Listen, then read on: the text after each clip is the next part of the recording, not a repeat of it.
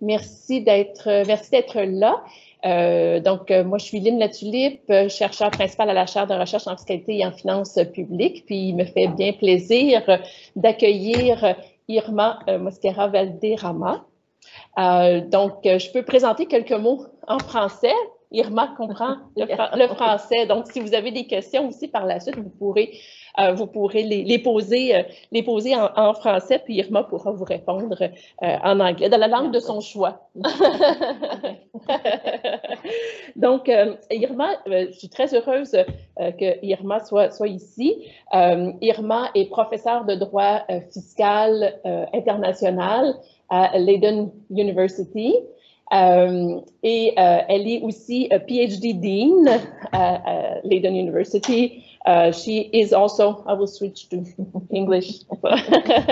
She is also the EU Jean Monnet Chairholder on the topic of EU tax governance and lead researcher of the European Research Council funded project that investigates global tax governance. And the topic that she will address today is also very related to a global tax governance and the impact of the EU standard of tax good governance. Her area of expertise is international tax law, comparative tax law in developing countries, and more recently exchange of information and all the BEPS-related issues in developing countries. She published numerous articles and book chapters on these topics. So I will now turn it over to Irma for this presentation.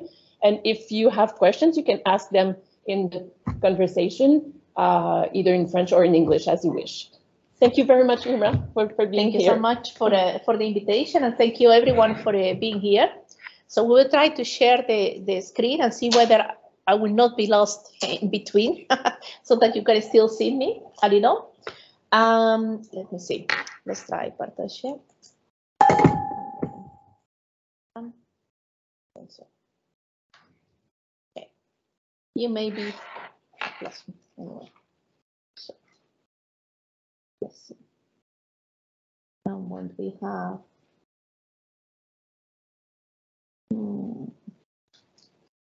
See. Yeah, we're in Teams, right? Yeah.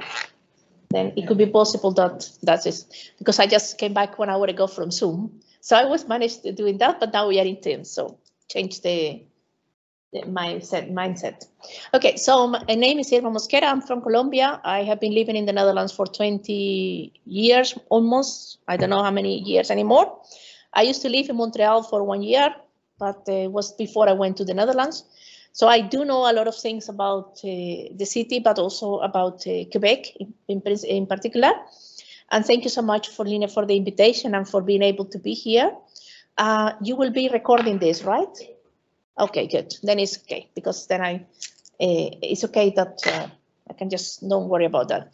So what we are going to discuss today also with the audience online is about the standard of tax good governance. But I want to first, before we discuss about this standard of tax good governance, what that means, also to explain to you why we are doing this, why is this important, and how you link governance. And for some of you who are in law, political science, international relations, there is a lot of discussion on governance, but what does it mean? So we go first to the first part. I will explain to you a little about the ERC project Global Tax Gov. The Global Tax Governance is a project that has been funded by the European Research Council and allows me to do research of global tax governance. We started with 12 countries all around the world. Because of COVID, we reduced it to 8 countries. But however, very interesting countries. So we have Senegal, we have Nigeria, we have Mexico, Colombia, the Netherlands, Spain, Australia, and so forth. Many countries all around the world. And I will explain to you a little about the Jean Monnet Chair. The ERC project is about research, and the Jean Monnet Chair is about teaching, and how I make the link between these two. And then a little about the standard of good governance in tax matters. Funny enough, I also present the standard of tax good governance in La Sorbonne University in March with Daniel Gutmann. So I'm familiar with having an environment where a lot of people are French-speaking participants. So it's quite interesting to see that in this year I'm discussing that in 2 French universities. French. This is Montreal, so it's not French. So anyway, so the question is, we have the ERC Global Tax Code, and one of the questions that we were looking is, under what conditions can the OECD, G20, and the EU models of global tax governance be feasible and legitimate for both developed and developing countries? So this is a research project, and as you look here, sorry, go back again. We look at these 4 minimum standards. So the BEPS project has 4 minimum standards, 10 best practices, 1 multilateral convention. The objective of the BEPS project is to tackle aggressive tax planning in general. That means base erosion and profit shifting by multinationals. That means the cases of Starbucks, Google, Fiat, and all these kind of discussions that you also know about it.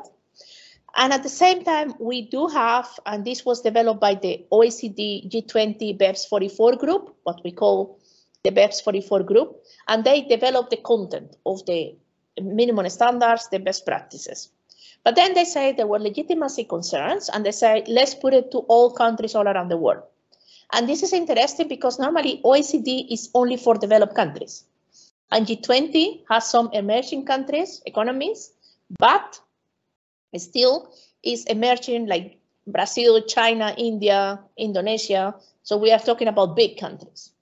And how they make it possible to transform all these BEPS projects to all developing countries. And we are now talking about 141 tax jurisdictions. And if we compare the 192, 93 countries all around the world, this is a big project. So it's quite interesting to see how the OECD and the G20 have, in my view, succeed to make sure that all countries will participate on this. The question is that normally you participate, but you do not have a decision making. So you do not participate in the decision making process. So in this BEPS project, the whole text of the BEPS was discussed by the OECD and the G20, and the inclusive framework is only for the implementation. And in this case, it's the implementation of the minimum standards. And of course, we have this multilateral convention that has been also signed by 99 tax jurisdictions. And it is important because we do see a project that started with the OECD, with the political mandate of the G20, and it has expanded all around the world. And this is only for the part of BEPS erosion profit shifting, so all the profit shifting by multinationals. So when we look at that, and that's the reason why I ask if this is happening, if 141 jurisdictions are participating on this, if there are developing countries and only OECD G20, under what conditions can this be made possible? And then we look at the feasibility. Is this what really developing countries need and want? And we look at legitimacy. Is really the developing countries participating in the decision-making process? And in this case, legitimacy, I wrote an article on that, and I look at the political science that we use, Fritz Scharp in Europe, that talk about input and output legitimacy. So we look at how the countries are participating in represented in the decision-making process, and whether if the countries can also be benefit from it. So it's like, let's put it simple, it's like when your mother or your father say eat the vegetables because the vegetables are good for you. But you say, well, who is deciding that? Who is saying that the vegetables are good for me? So it's the same as the BEPS project. Some people will say, but I like all vegetables, I'm vegetarian, so my vegetables is my thing. But let's think about all the countries, and let's think about all the participants. So is this really good for developing countries? And this is what has kept me for the last 3 years busy, and will keep me for 2 years more for this ERC project. But I think that is my lifetime project, to be honest. Once you start, when I will be retired, I will be still talking about this. And what is interesting to see is that this question was not being asked by the OECD 3 years ago. The OECD say, let's make the inclusive framework, 141 jurisdictions, and that's it. And what is interesting to see in the October 21 report from the OECD to the G20, the Organization for Economic Cooperation and Development to the G20, they actually acknowledge that there is a problem of inclusiveness. They actually acknowledge that actually developing countries are not really participating. And they created now a co-chair on the BEPS inclusive framework, the BEPS steering group. But is that enough? So if you say, well, we know that you guys are not doing everything you want to, you know that you like to do, we know that we don't listen all the time to you, what you want to say, let's make a co-chair, and is that enough? So I'm very critical about it, because we need to find a way, developed countries, and also in Canada, but also other countries, how we make sure that the developing countries will be represented and being heard, and they really truly participate. And I do not have all the answers for these questions, but hopefully with this, it's also interesting for everyone who wants to do a research project on this. So then again, we look at the G20, OECD, developing the BEPS project. We look at 141 jurisdictions saying we participate, but only for purpose of the implementation. Like the implementation, and that's it. Because everything is being said. And we have this multilateral convention that countries will apply, but still it is not from the 99 countries, and that is so interesting. Only a third part, so approximately 30 countries, have ratified this convention. So 90 countries, and we are talking about approximately 2015.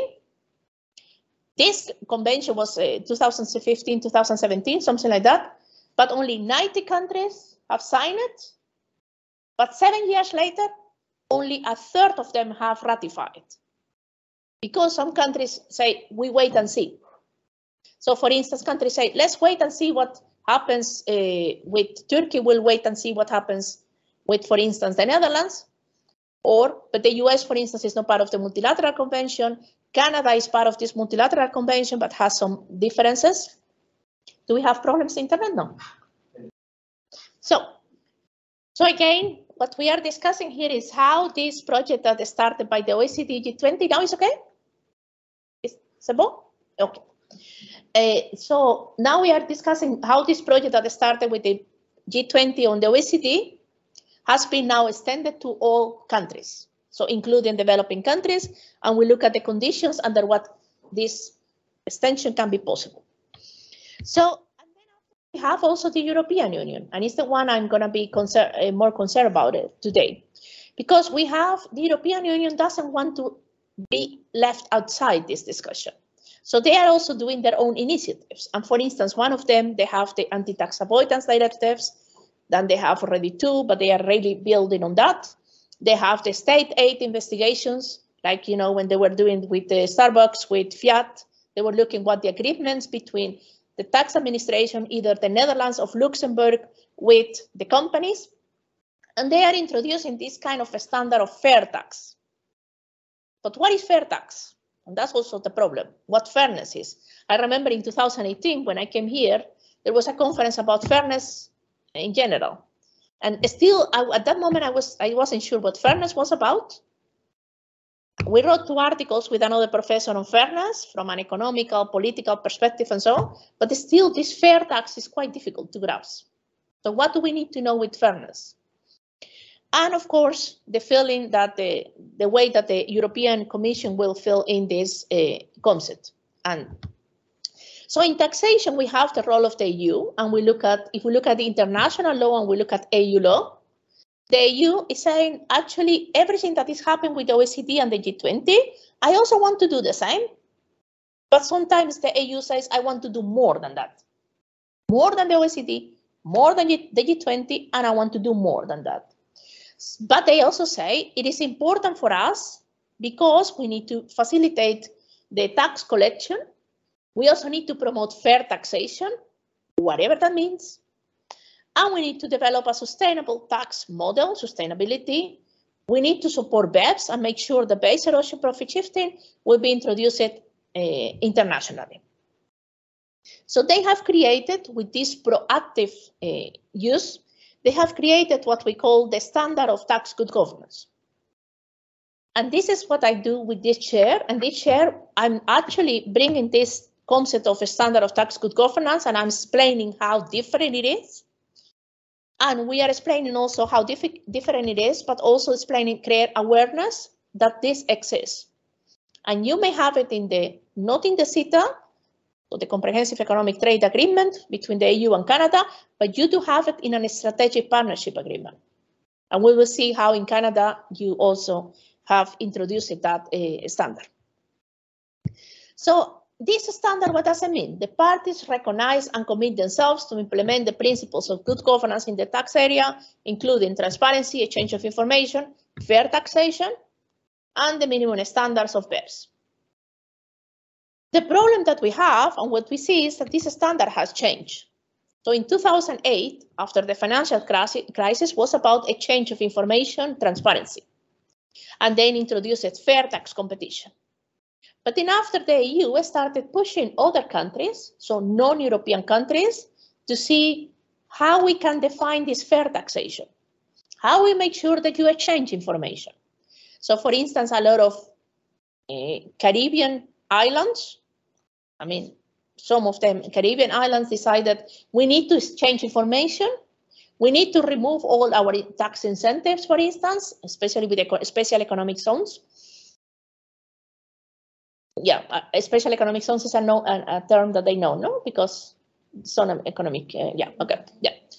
And then we say, well, but let's make sure also that they will find and they will apply BEPS. And let's make sure that if you don't do it, I know how to do it, make you do it. So that's the way, the carrot and the stick. So what is the carrot? Let's talk about the carrot and then we'll talk about the stick. The carrot is that if you do the standard of tax good governance, if you include this, the parties recognize and commit, then I will make sure that you have in your trade agreement, partnership agreement, any other agreement, it will be included, but it's also one of the conditions of the EU to conclude this partnership agreement, of trade agreement, and so forth. What is the carrot? The carrot is also that, then we go a little there, that you may have, because these are the agreements. Yeah, no, I will just go back again to that. So the Commission has since then doubly updated the clause, and in the event that a third country refuses to accept the clause or insists on changing it to the extent that it no longer serves the intended purpose, so the standard of tax good governance, the Commission and Member States must consider the appropriate response. Such countries could be scrutinized under the EU listing exercise. So we have two carrots. One carrot is you conclude a trade agreement, you conclude a partnership agreement, and so forth. We also make sure that you get access to EU Development Fund, especially for developing countries, when you need to build bridges, for instance. This is also possible. But the stick is, if you don't do it, we make sure that you are in the list of non-cooperative jurisdictions, with all consequences that you will have there. Is that a little clear? Okay, good. I just wish so much that I could give this in French, but my apologies. This is, even if I will be in the Netherlands, I will still be giving this in English, by the way, because translating all of this in French or in Dutch will be a lot of work. So we have, in this case, we also have that the European Commission is repeatedly, so every time is saying, we need to make sure that the tax governance is included in agreements with third countries. We need to make sure that it aligns to the latest international norms. And one of the things that they have also do is that, for instance, in 2020, tax governance in the EU and beyond, tax good governance is the foundation on which fair taxation is built. Broadly, tax good governance include tax transparency, fair tax competition, the absence of harmful tax measures, and the application of international agreed standards. But again, tax good governance. So the EU is saying tax good governance, and we build fair taxation. But what is fair? Is what the EU thinks is fair? Or is really fair for all countries? And what you also see is that it doesn't only discuss about tax transparency, fair tax competition, absence of harmful tax measures, so you don't have harmful tax competition, but also talks about the international application of agreed standards. So that means that if you have the BEPS for minimum standards, internationally agreed, they will introduce it. Last year, for instance, the director of the the European Commission in the Global Tax Symposium, what we organized in December, is actually we may be considering also to apply Pillar 2. And Pillar 2 is the minimum tax rate. So again, is these international agreed standards as much as the European Union will want to do it. And why is this important? Because if you see, the standard can be introduced in a strategic partnership agreement that is legally binding. The question is, if you put it in this strategic partnership, it's legally binding for one country, in this case Canada, or also for the European Union. So it could be turn it around because you say, well, you are using, for instance, tax havens in European Union. Let's say, for instance, Luxembourg of the Netherlands, or if you are not doing fair taxation. So Canada can also invoke that clause. But sometimes it's more the other way around than going to the EU. We also have it in the free trade agreements. And we also have it in any other agreements, but also, for instance, in aid and cooperation. And today I will show you how it's different depending on the country. So when we talk about a cooperation agreement with China, it's only about the exchange of information. When we talk about a trade agreement of a strategic partnership agreement, for instance, with Philippines, we say transparency, fair taxation, exchange of information, and BEPS. Yeah. So why they do that? So one of the reasons that we may wonder why the European Union is using these standards. So they are using the standards, the BEPS, for instance, but why they are doing it? They have to have they want to have an important role, but sometimes they use as, let's see what is outside. So these international standards, and let's look at how I make sure that I also apply it in my relationships within the EU or with third countries. And why I'm saying and or? Because I'm saying actually, this standard of tax good governance is only applicable to third non-European countries. So the standard of tax good governance is not applicable in the EU by European countries. And then you may wonder, is that a problem? I think that, why is that a problem? Well, because normally in the European Commission is saying we are only putting in all the agreements, but the European Parliament, and this is more a political issue, the European Parliament is saying no. If we are asking to third non-European countries to not engage in harmful tax competition, to implement BEPS, we need to ask our European countries the same. And the European Parliament is saying, actually, they came 2 years ago with a list. The European Parliament, when they say, and the fixed committee from the EU Parliament, they say, we see that there are in our European Union, the list of non-cooperative jurisdictions, and they include the Netherlands and Luxembourg. So it's quite interesting because it's a political game. And this is also very interesting. The Commission says, let's put it the standard of tax good governance. Let's put it in all agreements. They are negotiating that because in trade and investment, it's the European Commission, the European Union, the ones who have the power, not in taxation. And the European Parliament say, no, but we want you also to do it within the European Union, the same exercise. So why the Netherlands is still, for instance, providing incentives that can be regarded as harmful. So this is kind of a game. And I think this is also interesting for the ones who, I don't know if you could apply a game theory to this, but it seems like a game in this kind of sense. So what is the legal status? So for instance, the EU says, let's look at transparency and exchange of information that has been developed by the OECD and the G20, and let's use it. So you import the standard, and then you after export it in your standard of tax good governance. But the European Commission has already developed their own fair taxation, fair tax competition. And this was started even before the OECD with the Code of Conduct and the meeting in Verona in 1994 and 95, and then after the OECD developed this the standard of the fair tax competition. What is interesting to see is that the European Commission has found out a way to develop their own fair tax competition. They develop their own rules, and then after they export it. And why is that interesting? because it may be possible, and it happens actually with Curaçao, that Curaçao was complying with the OECD fair tax competition, but once was reviewed by the ECOFIN Council, by the European Commission, it was not. So they make all the changes for the OECD according to tax competition, harmful tax competition, yes or no, in the special economic zones that they have there. But then the European Commission say this is not enough. You need to do something more. And then countries may wonder why. But remember, the European Commission has the stick. And the stick is the list of non-cooperative jurisdictions. So this is interesting because if we do not have the same, then we may have countries, also Jamaica is struggling with that, trying to fill in what the OECD wants and trying to fill in what the EU wants. That's also a little risky. Why is also important? Because if you look at the import of norms and you look at the BEPS project, in principle, the 141 countries, jurisdictions are only required to implement it, but they may or may not do it. So it's soft law. So they may do it or may not decide, in general, with the BEPS inclusive framework.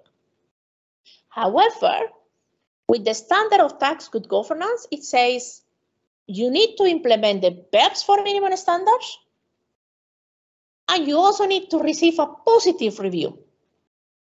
So it's even pushing further, saying it's no longer that what you want, you have to do it, but you have to do it with a positive review.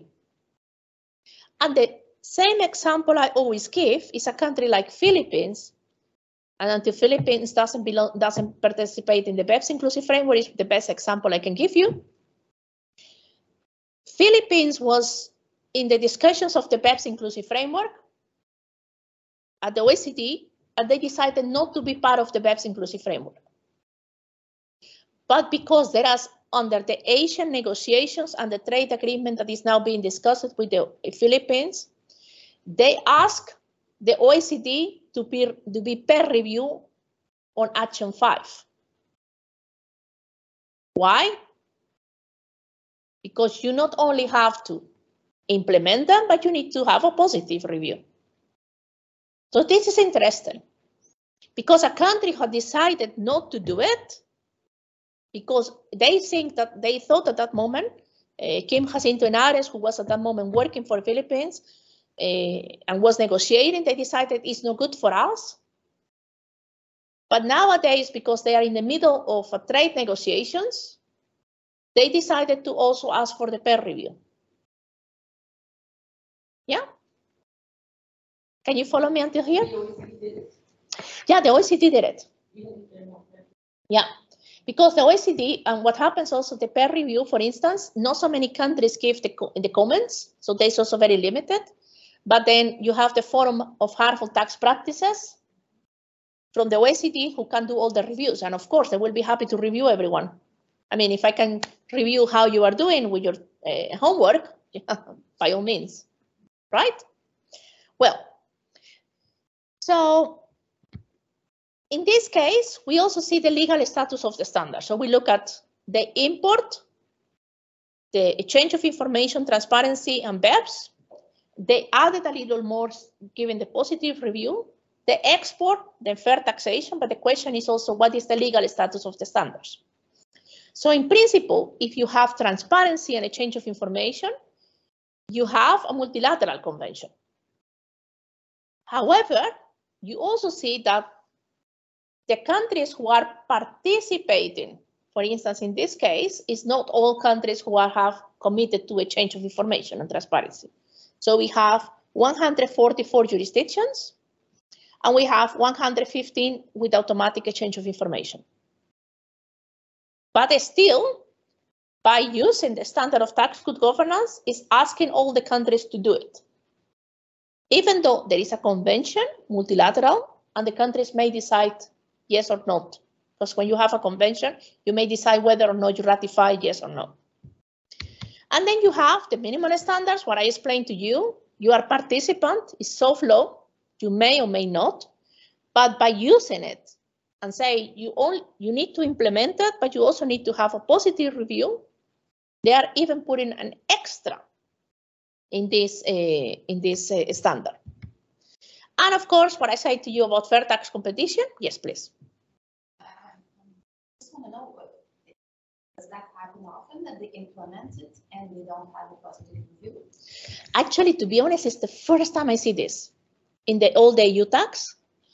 That of EU developments regarding taxation is the first time, to my knowledge, that I see that a standard that is so low, they are asking also to have the positive review. Because if you look before that, you have a change of information and you have also the peer reviews from the OECD. But they didn't say in any document that you needed to have a change of information and positive review. Why in the BEPS they say you need to have BEPS and you have the positive review? I think that there must be someone in the European Commission that thought, well, let's make it more interesting. I think, yeah. So in taxation is the first time I see this. Because in principle, the BEPS for minimum standards, the countries implement it. And of course, the peer review says you do it well, you do it, you don't do it, but the country may decide yes or no. Yeah. Okay. So we have in this fair tax competition, what I say, what is fair, what is unfair, what is harmful, and this is a little difficult. As I mentioned to you, we have it also the code of conduct. So the code of conduct is the one who is now deciding what is fair taxation, what is not. And this also brings some comments, especially from asking what is the role, why it's not applicable to European countries, why the Netherlands and Luxembourg are not doing this, why we are asking to developing countries, and also indirect protectionism, what Ana Paula Dorado has mentioned, because he says this specific activity will be regarded as harmful, but another one will not. And how you decide that? Actually, is the code of conduct the ones who decide, and we don't know how they do it. There is not so much transparency. Yeah. Any questions? No? Okay. So let's look at Canada, because of course you want to see Canada. Let me get my word. Oh, I thought that was me. Thanks. Now, what is interesting, this is better, of Canada is that if you see there is this strategic partnership agreement. And this strategic partnership agreement says in the Title 2, the EU and Canada commit to upholding democratic principles and whatever. And this SPA, the strategic partnership agreement, has an Article 11 cooperation on taxation. And it says, with a view to strengthen and developing their economic cooperation, the parties adhere to and apply the principle of good governance. And it says transparency, exchange of information, and avoidance of harmful tax practices. It doesn't say anything about BEPS. But it could make sense, but it's 2016, so at that time we already knew about the BEPS inclusive framework. But it could be possible that it's part of the negotiation. What is also interesting to see is that they say, and this is a smart, I think that this was kind of the negotiator of Canada, if I may say, because they say an avoidance of harmful tax practice in the framework of the OECD Forum on Harmful Tax Practices and the European Union Code of Conduct as applicable. So it means that both elements from the OECD and from the European Code of Conduct could be applicable. If you only do it for the harmful tax practices in general, who is going to fill that in? So they say specifically, we give two instruments that could be used for the interpretation of what harmful tax practices is, of are. And then we look at the CETA, and it's interesting, but this is another note aside, because let me go back again to this one. So in this strategic partnership agreement, they mention taxation, they mention good governance, yeah? So then I went to look at the CETA, because I thought, well, if it's in this SPA, it must be also in the CETA, because actually they were negotiated, almost ratified, though this still means some countries that have been from the European Union that had to ratify to enter into force, full force. But the CETA does not say anything about good governance. It doesn't say anything about fairness. It doesn't say anything about transparency, exchange of information. And it is interesting to see that because you have both of them, if I understand correctly, will may need to be used. So at the same time, you know, like if you are dealing with a case or whatever, for interpretation, it could be possible that you also look at the SPA because it's at the same time, right? For negotiators or for disputes.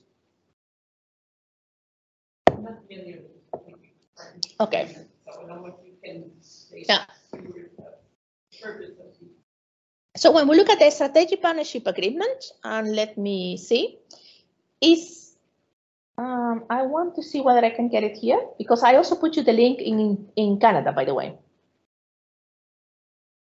so that at least I could go to.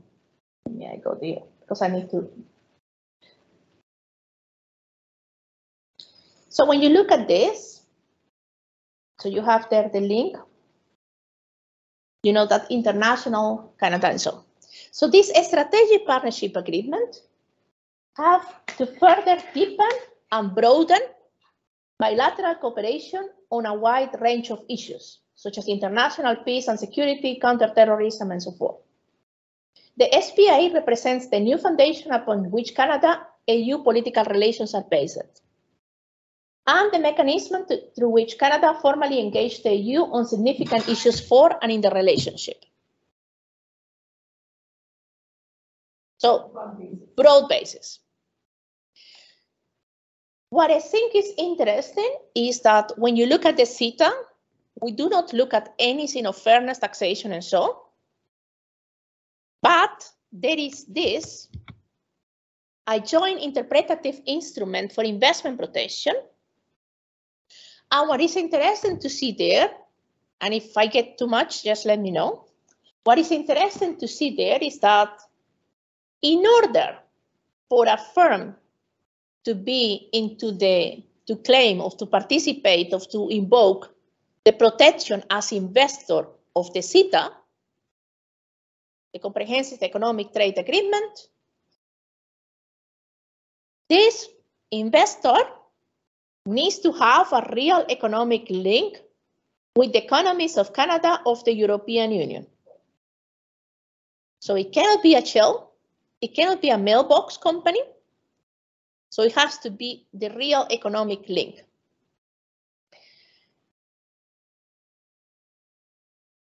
The European Union and Canada are committed to review regularly the content of the obligation to provide, of course, when we discuss about investment and trade, fair and equitable treatment to ensure that it reflects the intention included as stated in this declaration. And why is this important? Because it says the investor will need to be not a shell of a mailbox company. So the investor will need to be a real investor. The first part is how do you determine what a real investor is? How do you determine what a shell mailbox company is? And then we have one development in the European Union that I want to share with you, that it is a proposal for Unshelled Directive. And this proposal for Unshelled Directive means that nowadays, according to this proposal, they need to, by the way, revise it a lot because there is a lot of problems on that. They have said the countries, so the European Union countries, the Netherlands, Spain, and the Netherlands may say what a shell company is, or if it's a mailbox company. And then the taxpayer will need to demonstrate to the Netherlands that it's not a shell, that it's not a mailbox. But they are saying, but Spain will not need per se to follow that. So Spain may say, well, the taxpayer did everything there, submitted all documents, presented the economic activity, but Spain may not recognize that.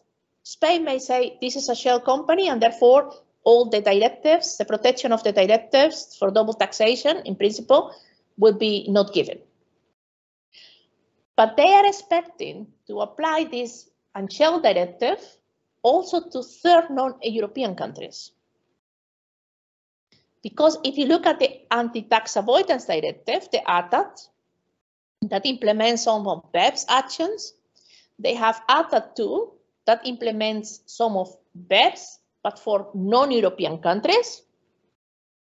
And this unshelled may also result that an interpretation that is being given by the government of the Netherlands say this is not a shell, it's not a mailbox. But Canada may say, but this is a shell of a mailbox. And the question is, and that's what I think is interesting, is how we are going to interpret this real economic link in light of Canada and in light of the European Union. And I think that when we put things like this that are very broad, that make more difficult and it's easier for a taxpayer to enter into a dispute. But what the CETA has that other tax agreements of trade agreements do not have is that they have already kind of set a kind of procedure in case that those disputes in interpretation of in general in investment will take place. So they go to Article 20.7 of taxation, where they say in case that an investor submits a request for consultation, the respondent may refer to the matter for consultation and joint determination by the parties. So they will determine whether it's a tax measure, whether it's breaches the national treatment and so forth. And what is interesting here is that because of all the discussions of what could be taxed, what could be obstacles to investment with equitable treatment and so forth, what they are trying to do now is to set up a committee. And to set up a committee between two competent authorities. So in this case, for instance, would be, say, it's a dispute in the Netherlands and Canada. So you will have the committee between the Netherlands and Canada. And this committee will be tax related. So we know an arbitrator or whatever of anyone that is only dealing with investment. And this committee may have, may produce, and may agree, may say this is a tax issue, yes or not. If it's a real tax issue outside of the CETA, if it's still affecting the investment, inside. But in my view, by building all of this, and this is, by the way, this is the first time I see in Canada, the first country I see with these issues. So for instance, it's showing an interpretative instrument. And what I think is interesting is how much of these disputes were after be created. Because some of you may know that actually a lot of tax disputes are now being solved through the investment agreement. So you say, for instance, there was an indirect expropriation and therefore investment agreement because as an investor, I was not guaranteeing my rights. So there is a lot of link between investment and taxation. The fact that we in the European Union are using this fair taxation, we are using this economic activity, we are using this kind of vague concepts, will create a lot of disputes in the future. So once we look and we take a step back and look at the standard of tax good governance in other countries, for instance, in South Korea, we have Article 12, that is from the framework agreement, that is next to the trade and investment agreement. And this one says only about transparency, exchange of information, and fair tax competition in the framework agreement. And we will make these slides available for everyone, so you have it there. So we have, for instance, in Japan, we have the strategic partnership agreement. So in this case, they say, with a view to promoting good governance in tax matters, the parties shall endeavor to enhance cooperation in line with established standards, in particular by encouraging third countries, only third countries, to enhance transparency, exchange of information, and eliminate harmful tax practices. Doesn't say anything about BEPS. And the previous either. Talk about fair tax competition. And this one talks about harmful tax practices. So fair tax competition is broader, harmful tax practices is a little narrow. And then we look at Philippines. Remember the country that I say it didn't want to participate in the BEPS inclusive framework? Yes. Oh, sorry, I thought you have a question. No. So we have EU and Philippines in the partnership and cooperation agreement that is linked to the current under negotiation trade agreement. And it says the parties recognize and will implement the principles of good governance in the tax area. When you write this like this in an agreement, it's very broad. So it means whatever you can fill it in. So if the European Commission later on wants to say the minimum tax is also good governance, it will be included. Because unlike Canada, and I will go back again to this one, that you see here it says the principles of good governance in the tax area, I.E, being these are the principles: transparency, exchange of information, and avoidance of harmful tax practices. And only avoidance of harmful tax practice according to the OECD and the EU Code of Conduct. But when you put in Philippines, the good governance in the tax area without even mentioning anything, yeah, you open the door to a lot of things. So this could be filled in completely by the in this case by the European Commission. Interesting, China. They only have a strategic agenda for cooperation, and it's only about automatic exchange of information. So it's not even about the change of information, but automatic. And we have with Colombia and Peru that they mention only the exchange of information. So as you see, these are different wording, different ways that this standard is being dealt with. Interesting, the ACP countries, the African, Caribbean, and Pacific countries, because this is one of the new ones. And to be honest, in my view, and I can, because I have the Jamonet chair, I can be as open as possible and say what I want, so I don't have to defend the EU in this one. But when you really look at how the ACP and what they have doing with this, it seems like the father of the mother, European Commission, European Union is telling African, Caribbean, and Pacific countries what they need to do. Because it says, we have this priority. So this was in 2018. We have and meet the global tax governance standards. But do you remember that in principle, who says that this is global? This was developed by the OECD and the G20, implemented by countries, but only for purposes of implementation. So meet these global tax governance standards? I'm not sure about it.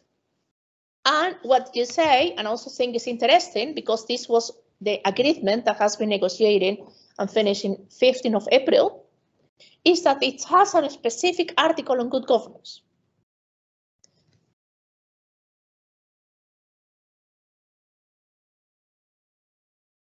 And if you see this article, it says about the principle of good governance in tax area, including, still leaves room for a lot of things, because it's no I.E, it's including. Unless that I read it differently in English, but I don't think, because when we say including could be still following other things. Exchange, transparency, exchange of information, fair taxation, and the minimum standards against BEPS, base erosion, profit shifting. They shall promote good governance in tax matters, improve international cooperation, and facilitate the collection of tax revenues. They shall cooperate to enhance capacity to comply with these principles. They agree on timely partnership dialogue at bilateral and international level.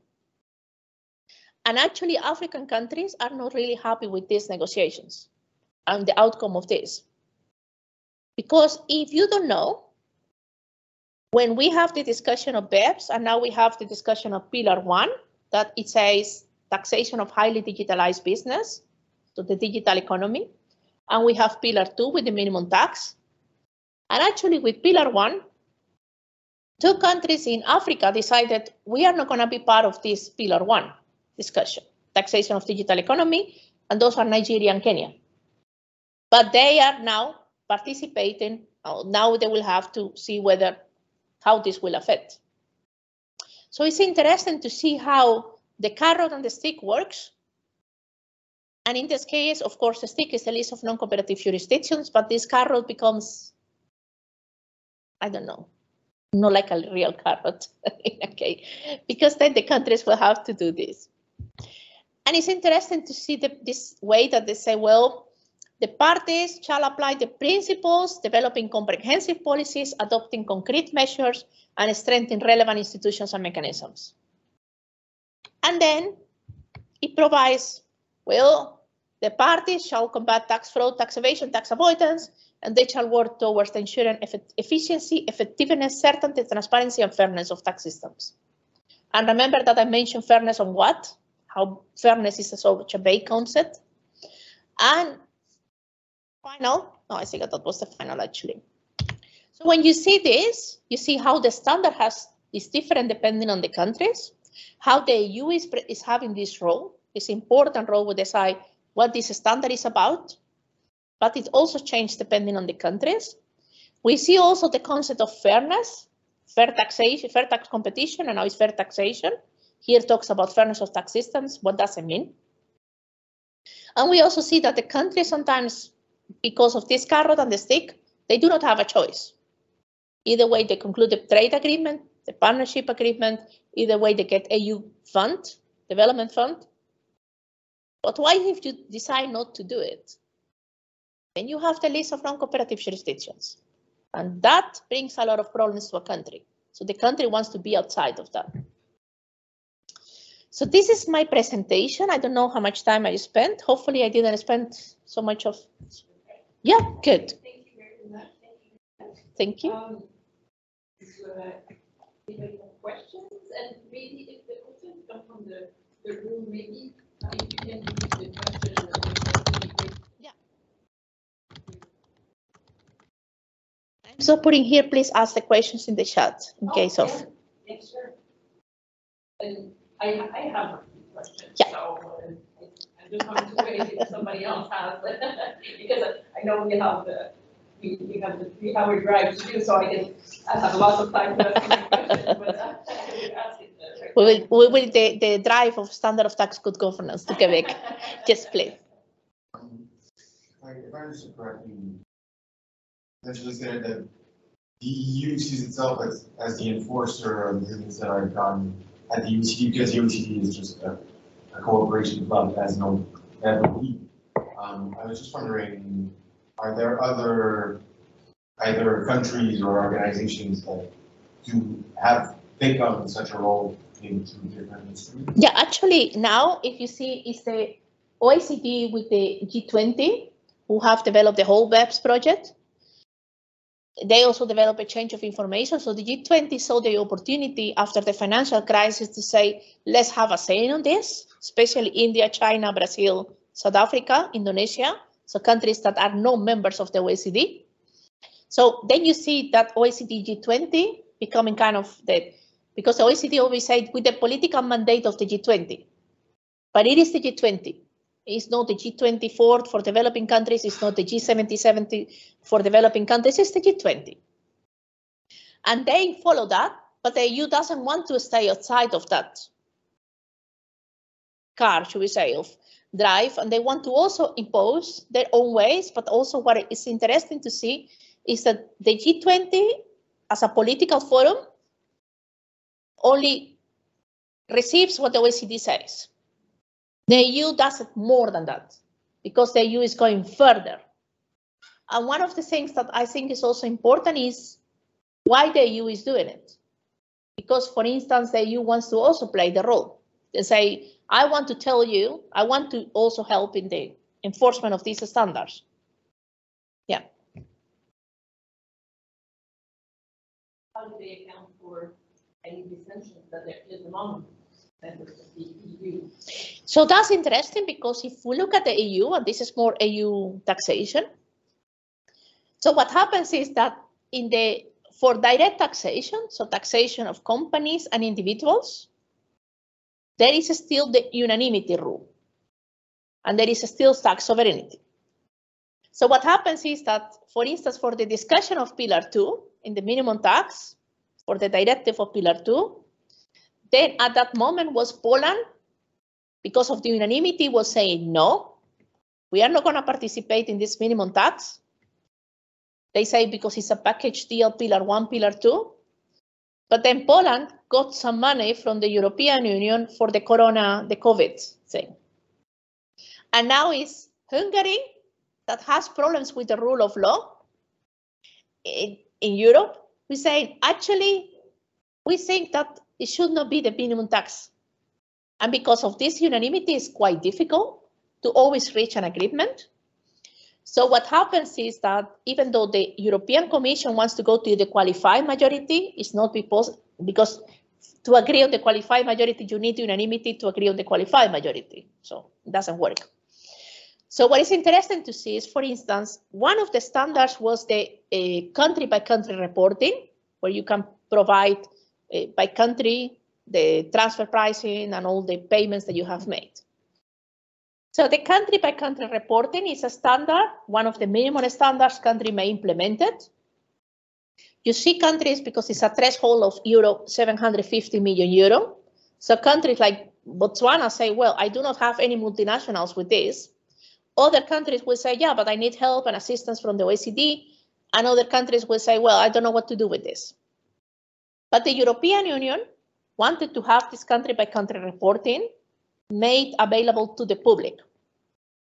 So they, because of taxation, they couldn't go through the road of unanimity, taxation, direct taxation. So they went through the accounting directive, that is qualified majority, and they make it public. So they say, actually, this country-by-country reporting is something of accounting. We have qualified majority, and nowadays, the country-by-country reporting is a public country-by-country reporting. So these dynamics of the EU are very interesting, because if you cannot do it this way, you do it the other way.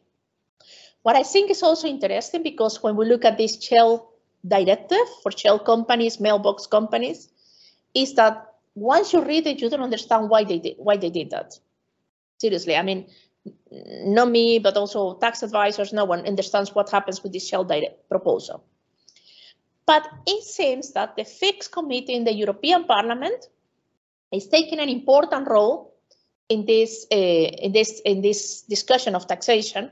So once the Fixed Committee, that is chaired by Paul Tang, European Parliament, he says, well, what are you guys doing? Because we have the Panama Papers, we have the Paradise Papers, we have all the papers, you know, so many papers that we have already leaked. So it seems like that was the reason. So a political reasoning, the Panama Papers, Paradise Papers, and all those papers, they use a lot of mailbox companies, they use a lot of shell companies, it's obviously, everyone knows that.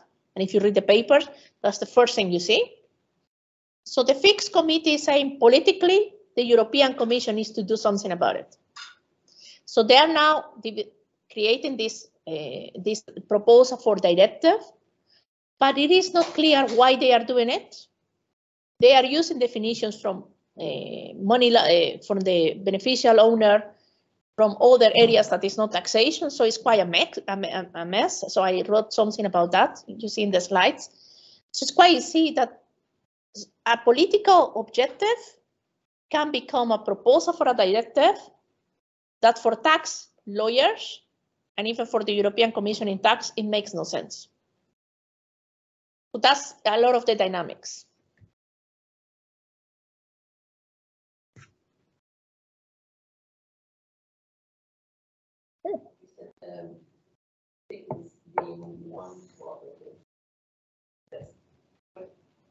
What is the impact on that list? Is it only with, I think only with maybe big impact with the naming and shaming thing? Oh no, more than that. More than that for funds or for? Yeah. So for instance, if you have, for instance, a company will not be able to transfer funds to that country because it's in the list of non-cooperative jurisdictions. If you have investment fund and you need to invest in that country, you cannot do it because it's in the list of non-cooperative jurisdictions. So everything that goes through the European Union with countries will have an effect if you are, for instance, in that list of non-cooperative jurisdictions. That's the reason why especially the small countries, when they get into the list, they try as much as possible to get out of there. Because if you are in the black list, you have the black list and the gray list. The gray list is you still need some homework, otherwise you go to the black list. And it was interesting to see, for instance, Mauritius, you know, Mauritius in Africa, they were mentioned to be perhaps one in the list of non-cooperative jurisdictions. The lobby that Mauritius started doing just to be able to be out of this list of non-cooperative jurisdictions. Because they say, we cooperate, we are really good. We do everything that the EU tells us, the OECD, and those kind of things. So it is quite difficult, but it is a lot of influence. So if you are with a country, and that happens also with Curaçao, that you know how many people work in the tax administration, international tax issues? No more than 3, between 3 and 5. And they got this list, and they were gonna be in the list. You know how much work it takes for these 5 people who are barely 3 to 5, barely trying to keep all the international tax developments, because you have Pillar 1, Pillar 2, BEPS, and so on, to now try to figure out why they are in the list. So this brings a lot of stress also for the tax administrations and the countries with the limited resources. Yeah. And is this really a threat for when they include that in the agreement with countries? And what is, does Canada agree to sign this because, well, they are doing, or they say they are doing everything that is international agreement standards, they are going on with that? I think that Canada really, in my view, perhaps Canada did it because they think that they are doing right, but I think that they do not know what they are. They do not know the consequences of this. And that's my point, because, for instance, Action 6 of BEPS, you have the treaty abuse. So you have normally the principal purpose test. Normally you are reviewed by the OECD on the principal purpose test to prevent treaty shopping, to use that. But Canada has a different interpretation of what treaty shopping is. Because you have these cases, I mean, I guess that you guys know about those cases in treaty shopping. So the question is, does now Canada have to receive the positive review from the OECD saying, you really agree with everything with us? Or can Canada take its own path to try to fill this Action 6? And I don't think they realized really that it was not only about BEPS, but was also about the positive review. But of course, in Canada, it doesn't have the BEPS, but still countries may be pushed to do that. And you may not have, because I remember there was some articles when the principal purpose test, they say in Canada, we shouldn't apply this principal purpose test. We should still take into consideration the reasoning, the business reason behind this, the business reason and the tax reason, but also the business reason. Because of course, the principal purpose say if one of the reasons is a tax reason. Exactly. You have another principle for not tax related. Yeah. You're okay. Yeah, exactly. Because then if the main reason is a tax reason, then you have a problem. But if there is a tax reason and there is a business reason, it's fine. But the principal purpose test say if one of the reasons, not even the main reasons, but one of the reasons is a tax, then you are under the principal purpose test.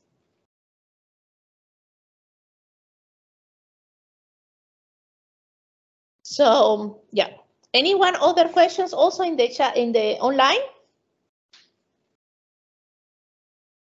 Actually, I have here Tim Brayroder. He's a PhD in Leiden. I have people. Miriam Gonzalez follows me everywhere. It's so sweet. She's from Mexico. So I see here some the usual suspects. Actually, we developed now with the SIAT. We developed aquí is Cesar Augusto Romero. I don't know from Educo. Okay. We developed together with the SIAT, with the tax administrations. We developed a toolkit on how to use to introduce general GARs. Like the GARs. And we made this toolkit, is available in Spanish and English, and we are trying to say, well, tax authorities need to be careful when they apply the GAR, we introduce the GAR, how they have to do it. It's a toolkit. So this is something that for you also to see. The toolkit is in sync with the internationally agreed. Yeah, but still, so we look at the toolkit, how a GAR should come into place, always taking into account the differences in the country. So how, for instance, one country could be more developed than the other. And for the Inter-American Center of Tax Administrations, they have lots of countries in Latin America, Middle America, but also some countries in Africa and the Caribbean as well. So, and this toolkit shows that if you want to have a GAR, how you can do it, what is the difference with the SAR, what is different with the principal purpose test, but not all tax administrations say they put a GAR that doesn't work, because that's also the problem. Or they say, actually, I solve all my problems if I get into action 6, the principal purpose test, but it's not. So, yeah, and I think that if you want to see our, because we do have a lot of work that we have done on this, partnership. You see, so here we have this GloveTax.gov, so the blog, we have here a blog, and you look at GloveTax.gov, we have all the things that, so we have there in this blog, GloveTax.gov, all the information, the toolkit, the articles, presentations, and everything. So we make everything open access. And anything that you have seen that Irma has discussed, you can put in a few keywords and Irma's name. In Google it, and you will find many things written on all these topics.